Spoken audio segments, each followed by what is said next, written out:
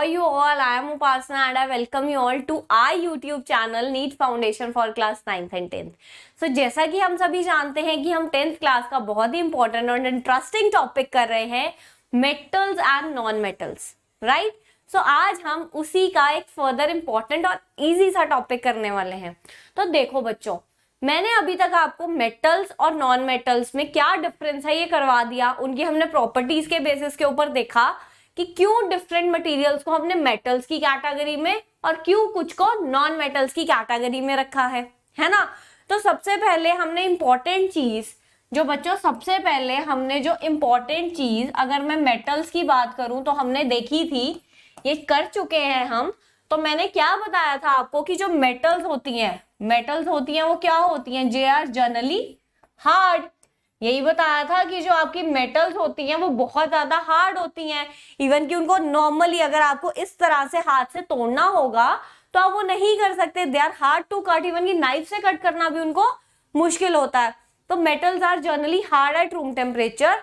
And दूसरी चीज मैंने आपको क्या बताई थी कि हार्ड क्यों है? बिकॉज वो जनरली क्या है? Metals are generally solid. जितनी भी मेटल्स हैं वो सारी की सारी क्या हैं? सॉलिड्स हैं. जितनी भी मेटल्स हैं वो सारी की सारी क्या हैं? सॉलिड्स हैं. And they are generally hard.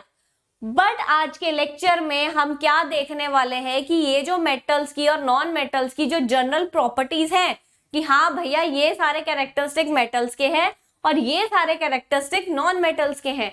तो उन चीजों से कुछ एक्सेप्शंस आती हैं. क्या आती है? एक्सेप्शंस आती हैं. फॉर एग्जांपल हमने क्या कहा कि सारी की सारी मेटल्स जो हैं वो रूम टेम्परेचर के ऊपर तुम्हारी सॉलिड होती हैं. क्या होती है? रूम टेम्परेचर के ऊपर सॉलिड होती हैं.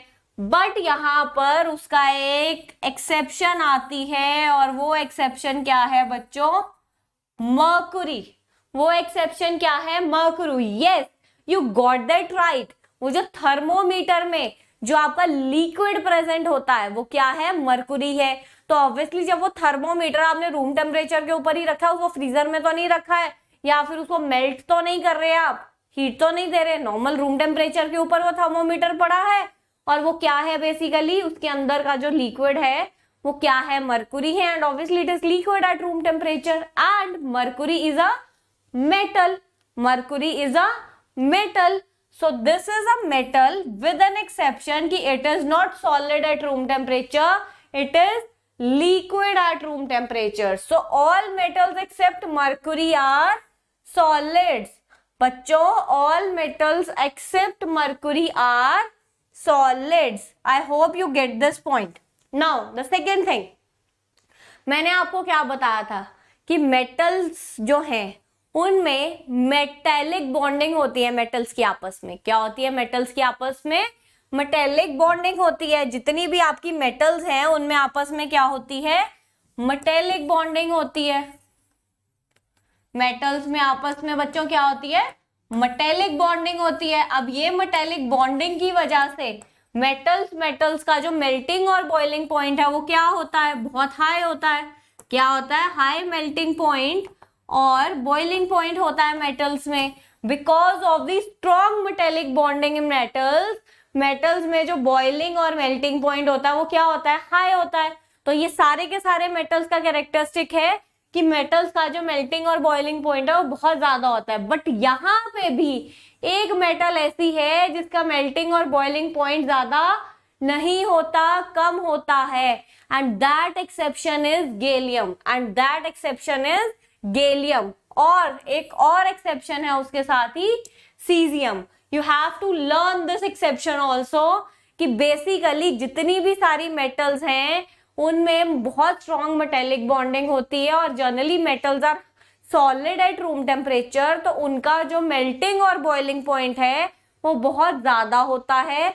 बट यहाँ पर भी कौन सी दो मेटल्स की एक्सेप्शन आती है? वो कौन सी एक्सेप्शन है? Gallium and caesium. तो चलिए अब अभी अगले ही मैंने बात करी. क्या बात करी? अभी बात करी हमने मेटल्स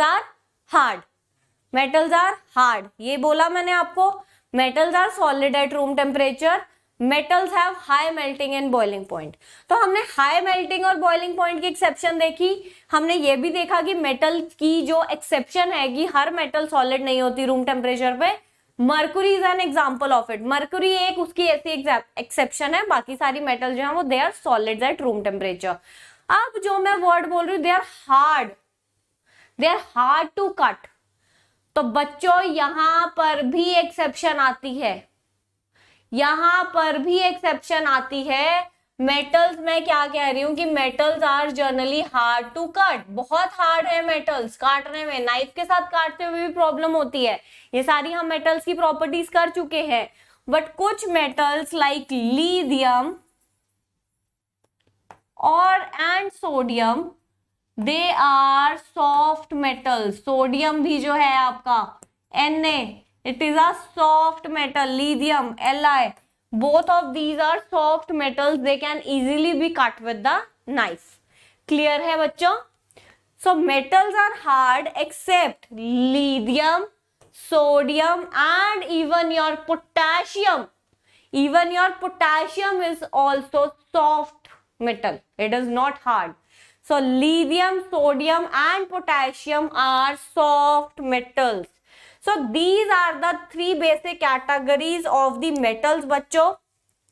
जहां पर हमने मेटल्स की क्या देखी, एक्सेप्शन देखी। हमने क्या कहा, सारी की सारी मेटल्स का बॉइलिंग और मेल्टिंग पॉइंट ज्यादा होता है, बट एक्सेप्शन हमने उसमें क्या देखी, गैलियम और सीजियम। दूसरी बात, मेटल्स मैंने क्या कहा, सारी की सारी मेटल्स की क्या प्रॉपर्टीज है कि कोई भी ऐसा मटेरियल जो हार्ड होगा वो मेटल होगा। बट उसमें भी हमने 3 एक्सेप्शन देखी, सोडियम, लिथियम एंड पोटेशियम। अगली बात हमने क्या देखी कि जितनी भी मेटल्स हैं they are generally solids at room temperature, but उसमें भी हमने क्या एक्सेप्शन देखी, मर्कुरी की।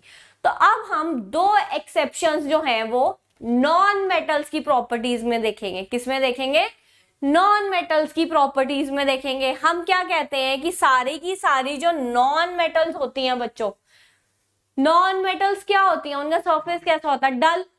फॉर एग्जाम्पल अगर आप अपनी पेंसिल है, पेंसिल की जो आगे की निब है वो क्या है, दैट इज लेड। वो क्या है, लेड है। वो क्या है, लेड है। तो पर एक बात बताओ, वो लेड क्या है, is it a non metal? No, lead is a metal. तो लेड की भी अगर, चलो अभी नॉन मेटल्स की बात छोड़ के यही लेड की ही मैं बात करूं, जो उसकी निब है लेड, ठीक है, उसकी जो पेंसिल की आपकी बच्चों निब है वो किससे बनी हुई है, लेड से बनी हुई है। ऑब्वियसली किससे बनी हुई है, लेड से बनी हुई है। तो आपका जो लेड है उसकी अपीयरेंस तो क्या है, बहुत ही डल है। ये जो आपकी पेंसिल की ये जो निब होती है वो पीबी की बनी हुई है, और वो पीबी तो क्या है, डल है। पर हम क्या कहते हैं कि मेटल्स क्या है, मेटल्स तो शाइनिंग होती हैं। इसका मतलब मेटल्स की यहाँ पे ये भी एक एक्सेप्शन आ सकती है कि मेटल्स आर जनरली शाइनिंग। उनका जो सरफेस होता है जब हम उसे क्लीन कर देते हैं और शाइनियर हो जाता है। But the exception can also be there, for example lead. Lead जो है वो बहुत ही डल अपीयरेंस की होती है। For example the tip of your pencil.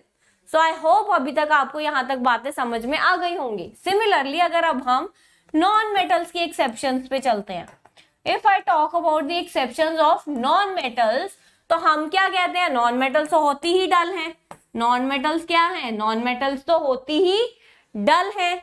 पर एक ऐसी नॉन मेटल भी है बच्चों जो डल नहीं होती, जिसका जो सरफेस है वो शाइनिंग होता है। और वो कौन सी नॉन मेटल है, और वो कौन सी नॉन मेटल है बच्चों, आयोडीन। कौन सी नॉन मेटल है वो, आयोडीन। मैंने अभी क्या बोला कि जो नॉन मेटल्स हैं उनका सरफेस क्या होता है, डल होता है, but exception is iodine. So iodine एक ऐसी नॉन मेटल है जिसका जो सरफेस है वो डल नहीं होता, it is bit shining. Clear. अब द नेक्स्ट पार्ट, जो नॉन मेटल्स की आपकी एक्सेप्शन है, हम क्या कहते हैं कि नॉन मेटल्स जो हैं they are generally bad conductors of heat and electricity.